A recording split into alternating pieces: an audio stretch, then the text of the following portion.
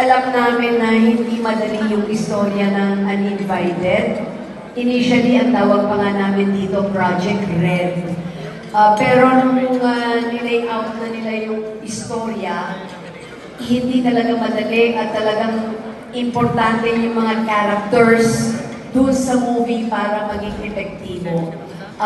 Nung nabuo na ito, nag-usap na kami nila direct, ng team. Wala talaga ibang choice to play Gili.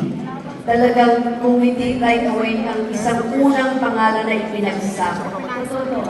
Aga Mula. That's why nung nadinig ko na tumawag sa akin si Aga, and then sinabi niya na, ano V? Totoo ba gagawin natin pelikula ito? Totoo ba gagawa tayo ng pelikula? Tapos sabi ko, Aga, tanggapin mo dahil kung hindi, isosoli ko na yung kandila bilang ninang niyo ni Christine sa kasal. I called her up and I just asked her a question. Gagawin mo ba ito? Ikaw ba talaga? Tuloy ba talaga ito? Sabi niya, yes. Sabi niya, yung agaton, gawin mo ito, ganyan-ganyan. Well, hindi niya naman kailangan magsalita pa. I was just waiting for this time.